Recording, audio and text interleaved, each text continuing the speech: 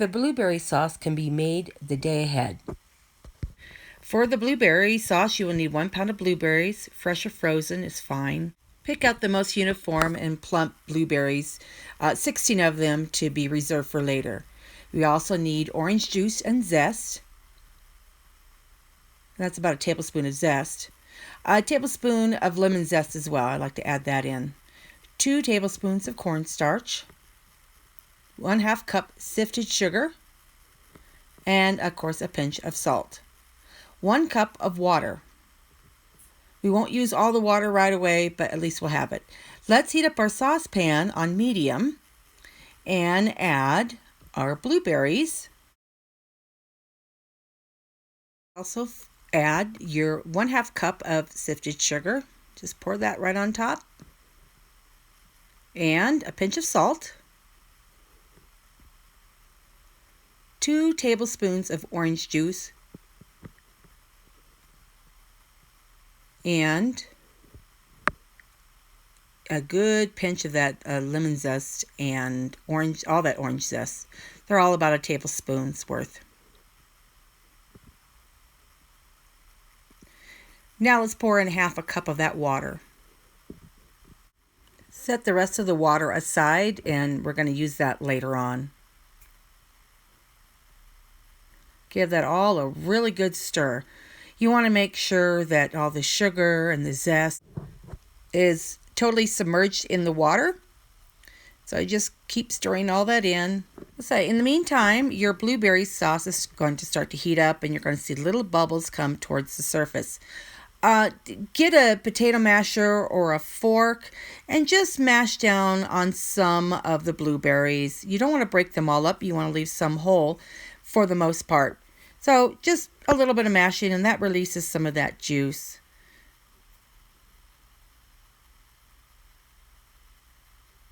All right, now we're just allowing our blueberry sauce to continue to come up to heat. You see, I didn't mash them all. Make a cornstarch slurry while we're waiting. You're going to use 1/4 of that water that we reserved to our 2 tablespoons of cornstarch and give that a really good stir. Make sure all that cornstarch is fully hydrated in that water. So once we get our sauce up to where they have little tiny bubbles coming to the surface, you can now pour in your stirred up again cornstarch slurry. And just slowly add that to your blueberry sauce. Make sure to stir your blueberry sauce while you're putting in that cornstarch slurry. And just keep giving it a good stir. Mix that thoroughly in there. Now turn your heat to medium-low. And we're going to cook this about 3 to 5 minutes. During that time, make sure you stir that blueberry sauce. You don't want it to burn. So, occasionally go in there and give it a good stir. And it will get thick. It will also thicken more as it cools. So once it has cooked and there's no cornstarch flavor left in your sauce, you might want to taste it. Be very careful when you taste it because it is hot. All right, we want that cornstarch flavor to cook out. We don't want to taste anything like that in our sauce, so that's why we are cooking it for 3 to 5 minutes. Once that is done, we're going to pour it into a heat-proof bowl and then set it aside on our countertop. And we're going to allow the blueberry sauce now to cool to room temperature.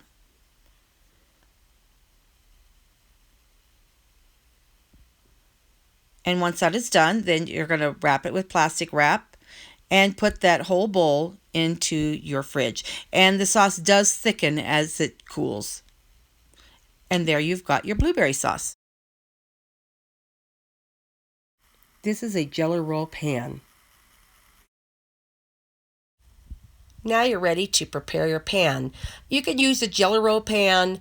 I didn't have one, so I just used my cake pan.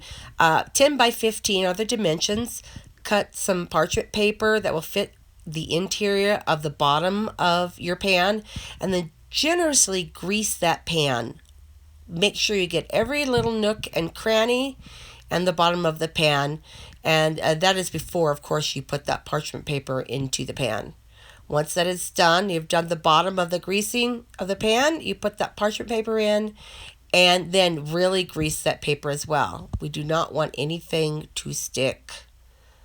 So as you can see, I'm just really making sure that the parchment paper now is fully greased.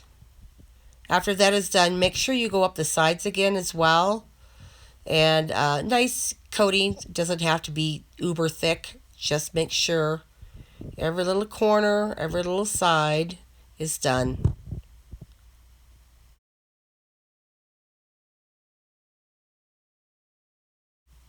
All right, as long as you have covered everything, set that aside. All right, time to now make our sponge and or cake. And what you first need is 4 egg yolks. Make sure the room temperature. 4 egg whites. 3/4 cups of granulated white sugar. 1 teaspoon vanilla extract. 3/4 cups of all-purpose flour. 3/4 teaspoon baking powder. And 1/4 teaspoon of salt. I use pink salt, but you use any kind. 1 pinch of cream of tartar. Using a fine mesh strainer, we're going to set that over a clean bowl, and we are going to sift some of our dry ingredients together. Our flour, salt, and baking powder should be sifted into this bowl. It's very important to sift because there's always little hard bits that get left behind, and we don't want that in our sponge. And there you go. You see those little bits? They won't go into our sponge now. Set that aside.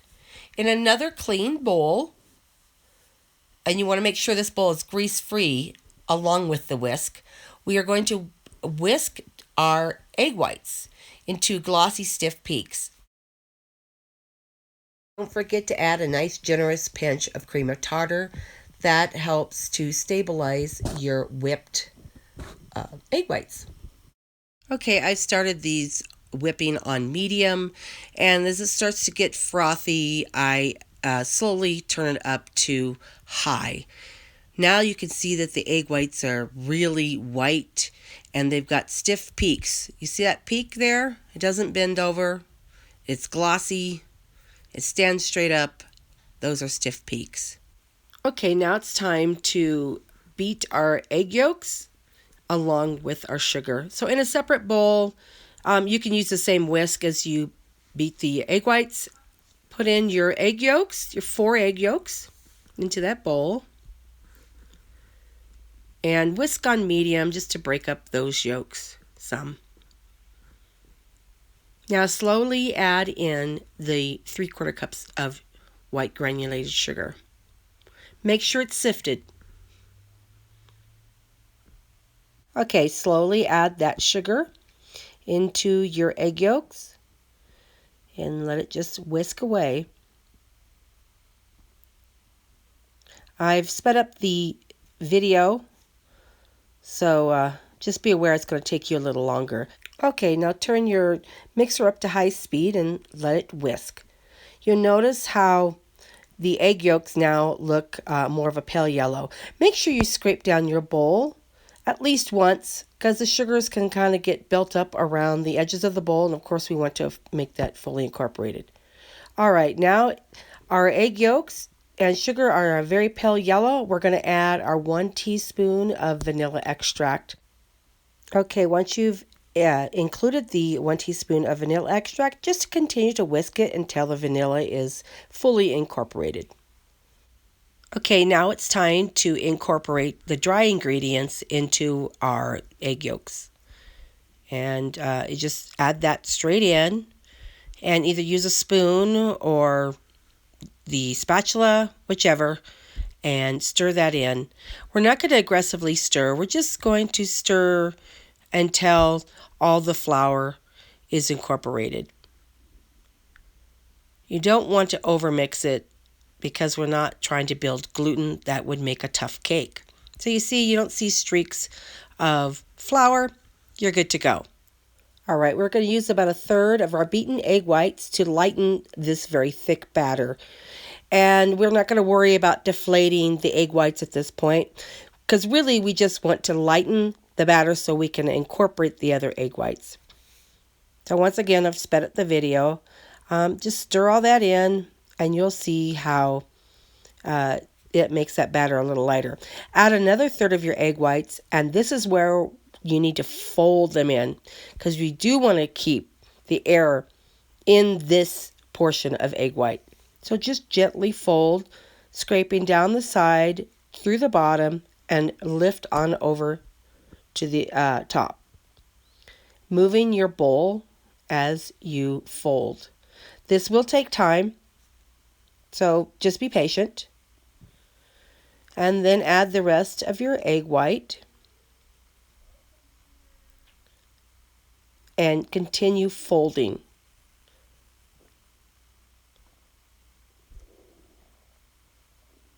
I've sped up the video again, otherwise it would take a while. So just fold gently, just keep going until you don't see any white streaks left in your batter. Don't overmix it. You don't want to deflate those beaten egg whites. So just a gentle folding, turning your bowl and folding up over onto itself.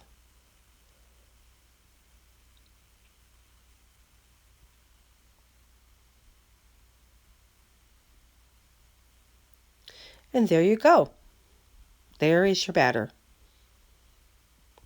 Now we're going to put it into our prepared cake pan. I just put all the batter into the cake pan, and you want to smooth it out. And this is where an offset spatula works really well for this, because you can smooth out the batter to hopefully as level of a layer as possible. You could use your spatula, but the offset spatula just works so much better.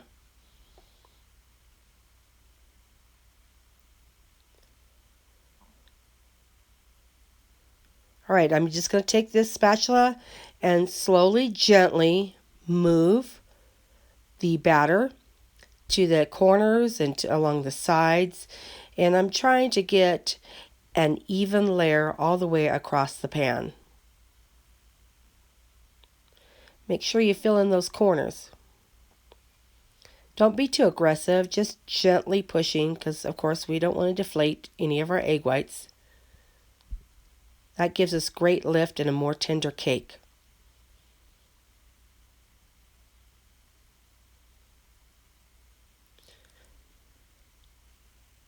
Okay, once you've gotten it where you like it, you would put your cake in to bake at 350 for 8 to 12 minutes.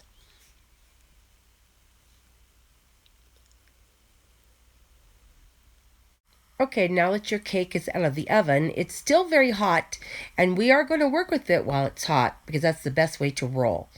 All right, I'm, of course, using a pot holder, and just loosen the sides all the way around. All right, once you've got that all loosened up, get a piece of parchment paper that is going to be big enough to cover that whole cake. Set that aside for now. The first thing you need to do then is take some powdered sugar in a little fine mesh strainer and give a really good generous dusting over that whole cake. Really generous. And now you can put that piece of parchment paper over the cake. You notice it fits over everything. And I use a resin cutting board to flip this over. But if you got a big platter, whatever will help you, maybe another cookie sheet, and flip it over quickly. And once you take your cake pan off, you will see that you have your cake underneath, and the original piece of parchment paper that was in the bottom of your pan is still on your cake. Okay, leave that piece of parchment paper on your cake for now. Now with the short side facing you, the 10 inches, we are going to start rolling up the cake. Now taking the short side of your cake, just start to roll it up into a spiral. The parchment paper will be rolled up with the cake. It will be on the inside of the cake, and that's okay for now. Later on, we're going to remove that. So gently roll. Don't force it. It doesn't have to be super tight. Just kind of let the cake dictate how tight it's going to be. And we're just going to roll it up like a scroll. And roll all the way so that the seam will be right in the center of your cake when you're done on the bottom. So you see how I'm just rolling it? And the seam is about right in the middle there. Now let that sit and cool for about 2 hours. Could be even longer. But wait till it's completely cool. Okay, while the cake is cooling, let's move on to the lemon mousse. For the lemon mousse, you will need 2 lemons and its zest, 1 tablespoon of orange zest, 2 cups of cold heavy cream, pinch of salt, lemon extract, that's optional, 1 package of Knox gelatin, 2 tablespoons of cold water, and your granulated sugar. Okay, now we're going to take the Knox gelatin and we're going to sprinkle it evenly over that cold water. And it's going to turn spongy after about 5 minutes. So make sure you get a nice even layer over the whole water, not just a big clump in the middle. Once that is done, set that aside and let it do its magic.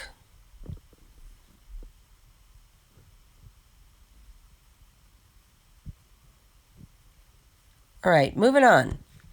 You could do this in one mixing bowl. Put a fine mesh strainer on your bowl and pour in your sugar. And I'm going to show you why it's very important to sift your sugar and any other dry ingredient. My sugar got a little bit of moisture in it, and I don't want hard lumps in my mousse, so I sifted it. You can work through that sugar with your fingers, and whatever I couldn't force through the mesh, I threw out because it was too hard, and that doesn't need to go in. So you see, there's a little bit left. All right. Now let's add our lemon juice and our lemon zest. Don't forget the orange zest if you are using it. That can be optional. Okay, our pinch of salt, of course. That helps bring out the sweet and the cream. The lemon extract diffusing. And then with a wire whisk, stir till the sugar is dissolved. Okay, once that has been stirred very well, let's bring back our gelatin that has been sitting to the side. You see how it's now spongy and for the most part totally hydrated. Well, this is where we bring in our 4 tablespoons of boiling water. And you're going to want to put 4 tablespoons in the gelatin. And that's going to help to totally dissolve it and turn it into a liquid. Gelatin helps to stabilize the mousse. Okay, once that's all stirred up, bring your fine mesh strainer back because you're going to want to strain that into your mousse. You see little clumps in there. We don't want those. Very important for the strainer.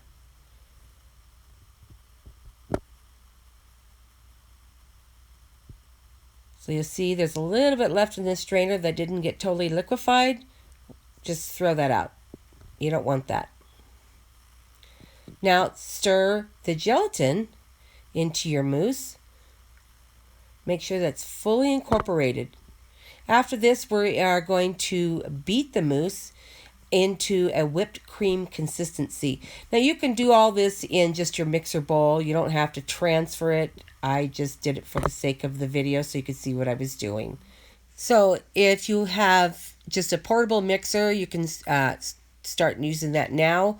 Or I'm going to transfer this to my stand mixer and let that do the whisking for me.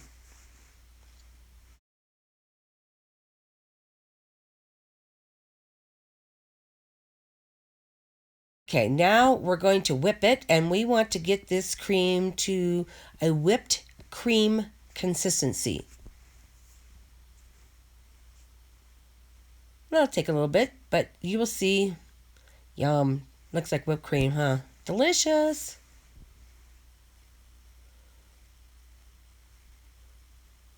Okay, once you're happy with that, cover it with plastic wrap and put it into the refrigerator while your cake is being cooled. So with our cooled cake, we're going to unroll it. And just be careful, just gently unroll it. And you will see, as you peel up that parchment paper that was stuck to it, that it kind of wants to curl up on one end, doesn't it? We're going to start filling it with all our goodies. The first thing you want to start with is with your blueberry compote. And you just spread that on, a nice thin layer. You don't want it super thick. And spread that all over your cake, starting from the short side all the way to the other side. And leave about 2 inches of the cake uncovered. And you will see why once we start spreading the rest on there, once we start rolling rather. Once a thin layer of your blueberry compote has been put on about a half to 3/4 of the mousse. I used all the mousse when I did it, and I just felt it was just a little too much cream on the inside, and a lot of it wanted to ooze out. So that should be a nice layer as well. You can pipe it on if you want, and then finish spreading it out with your offset spatula if that would make it easier for you, because it can be a little difficult with the compote underneath. But you're going to try and get a nice even layer, starting from the one side and working to the other, leaving about 2 inches again of the cake exposed.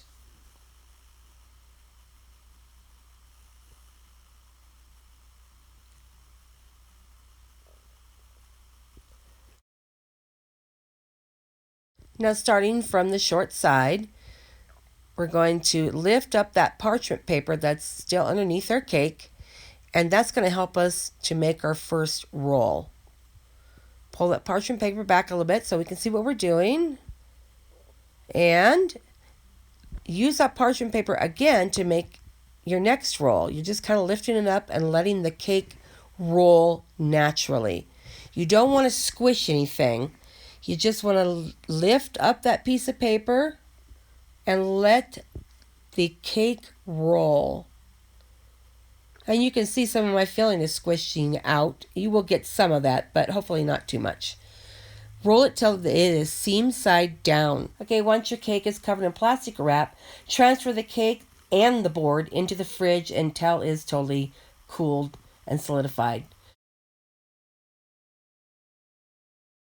I have now transferred my cake onto my serving platter, and because it was really cold, it helped me to do that without too much difficulty. But now you will see the ends of it don't look pretty, do they? They look kind of squished. We're going to take care of that. We're going to use a serrated knife. You see that the knife that has teeth on it, you want to use that. And you're just going to use a sawing action and just trim off a little bit of the end there. Not too much of it. And we're going to do the other side as well.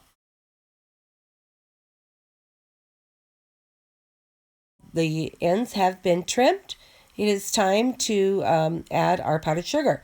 I just put on a couple of strips of parchment paper to protect my platter. And then with a little fine mesh strainer and some powdered sugar, I'm going to dust that all over the cake.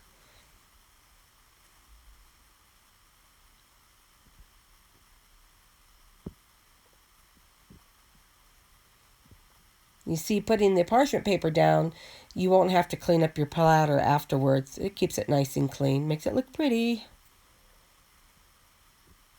And then I just made some whipping cream, and I put it in, of course, a pastry back, and I used a star tip.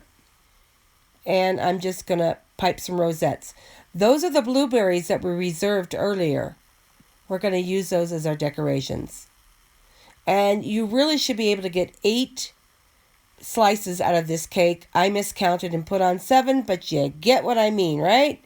So you pipe your first rosette, and you should pipe a total of 8 rosettes across your cake. Try and keep them the same size, as uniform as possible.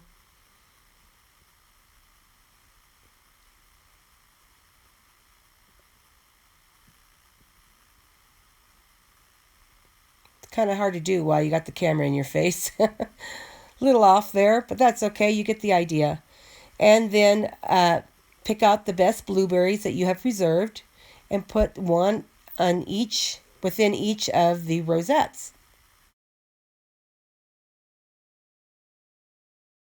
Okay, once that is done, you're ready to remove the parchment paper, and there you go. Doesn't that look beautiful? There are so many ideas on the internet on how to decorate a Swiss roll. I encourage you to look that up. This is your basic recipe. You can do a riff on this recipe if you just want to use the cake as a base and then add your own different types of flavors of mousse or maybe some chocolate in the center. Sky's the limit. I would suggest you look up all kinds of ideas, especially on Pinterest. They have a lot of wonderful ideas. But there you go. You serve it like that. Isn't that pretty? Very impressive.